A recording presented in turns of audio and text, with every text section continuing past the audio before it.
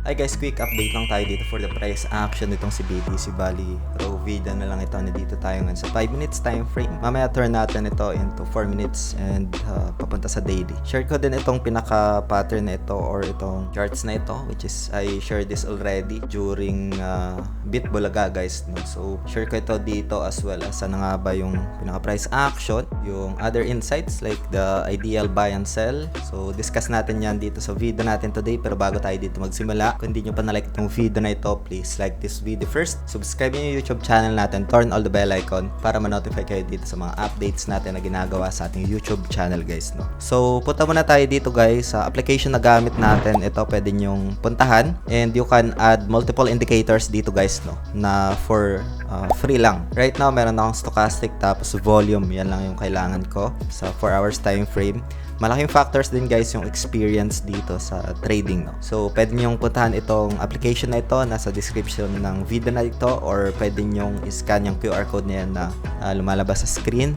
May mga feedback dito or questions guys kung ano nga ba yung tingin ko sa price action with the BTC guys. No? Ito, it's my own opinion and again, itong video natin today is just for ideas lang, no? For reference. It does not qualify as an investment or financial advice. Hope you get some insights dito. Trading crypto is very volatile. Hope you get some insight, meron kayong idea sa risk and reward para mas magkaroon kayo dito ng informed decisions. No? For now, meron ako ditong BWAP pero may can add siguro ng other indicators pero price action lang muna yung titingnan natin dito guys. No? So recently, price action rejected ng mga area na ito guys. No? So after hitting this zone, we can see a double tops which is a bearish pattern and a rejection doon sa diagonal trend line na nag-act as a resistance. So after that, price action goes down. Good thing naman dito is that the support zone sustained, na respect naman. Ano nga ba yung mga factors dito na kung saan nakaka-apekto ng price action? Daming factors guys, no? Kailangan i-consider sa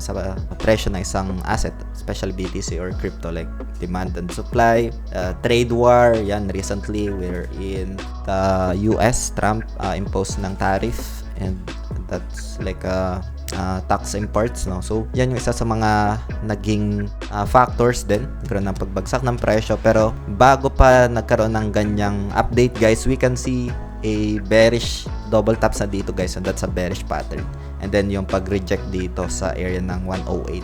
I think medyo makunat itong area na ito. Pero we'll see kung saan pupunta yung price action kasi once na mabasag ito, there's a probability na pwede pang mag-retrace sa downside kasi sobrang laki ng upside, wala pang corrective na nangyayari dito guys, no, from this impulse sa 48k.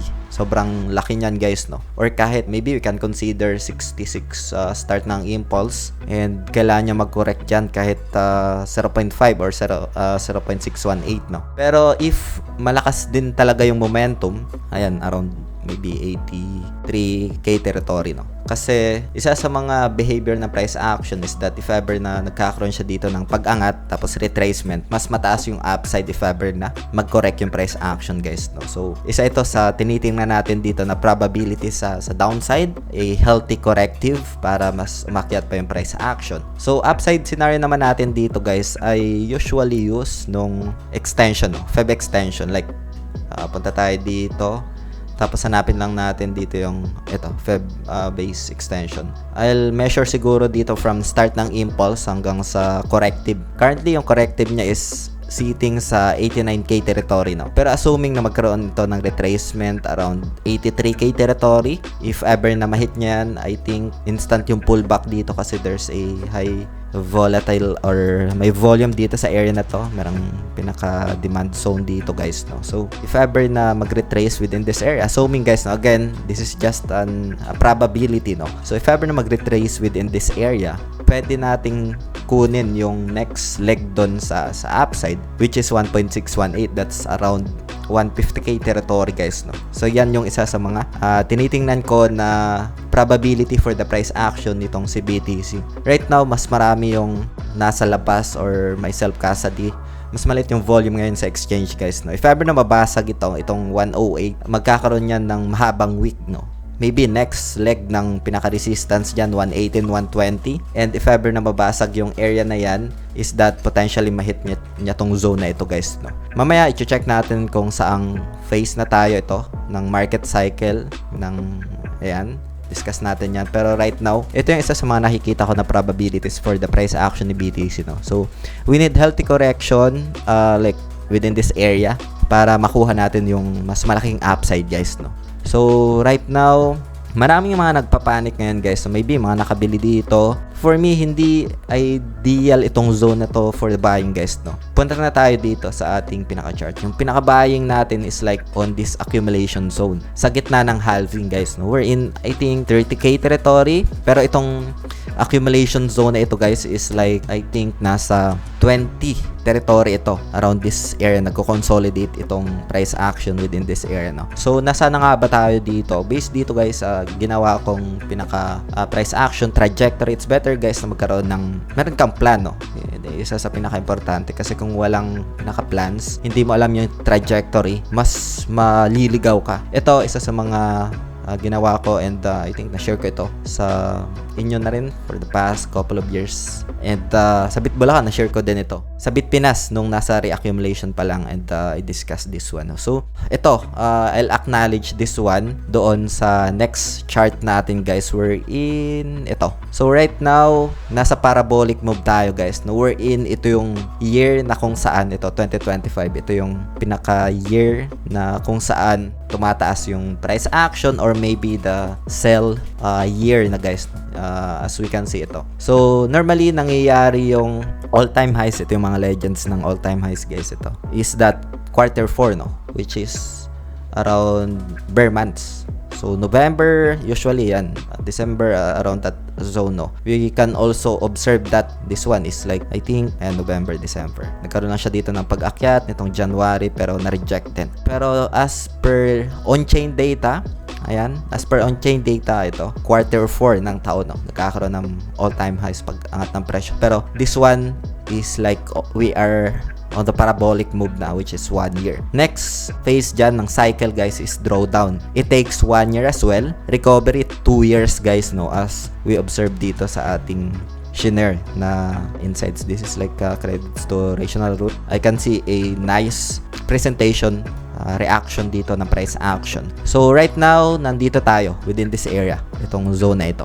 If ever man na magkaroon ito ng pagbagsak, kasi guys ito, it's only an illustration, hindi guaranteed, kasi if ever na magkaroon ng world war, if ever na magkaroon ng recession, and magkaroon siya dito ng crossover, this could be invalidated na itong chart patterns na ito guys, no. So this is like a reference lang and hope you'll get some insights dito, especially dun sa mga nagtatanong, no. Risk management is very important as well, just like what happened for the past couple of days dito sa crypto market. Next question dito is like, bakit sobrang volatile during Monday? Ito guys is a sample lang, no, 4 hours time frame, and ito is na-capture pa natin nung August 2024. And dito guys, I'll share some explanations lang. During Monday, we observe why the price goes down during Monday, no. It's an opportunity pa rin para sa Monday to apply sa McDonald's kasi kakaroon ng pagbagsak ng presyo during Monday guys. So this is Monday actually ito. Ayan. Mamaya discuss natin yan.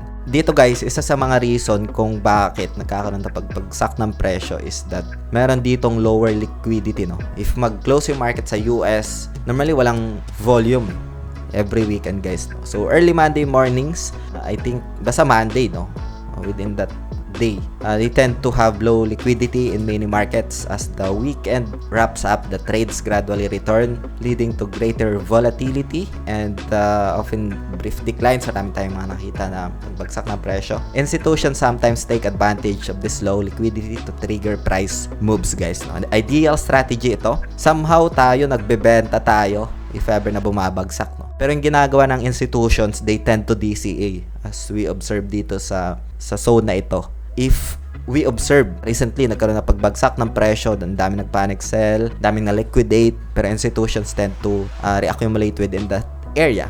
And then tayo, nagbebenta. So, yan yung isa sa mga strategy ng institutions versus the normal people like us, no. So, if wala kang experience, it's very challenging. dito guys, itong pattern nito highlights yung institutions how leverage cycles retail timing, no? Tapos ino-optimize nila yung gains nila particularly around known na cash inflow periods like payday when retail trading volumes tends to increase. As we observe dito, Monday, tapos dito sa baba, no? Ito is August 5. Normally, pag mga ganyan, ang ginagawa natin is like pizza di peligro, no?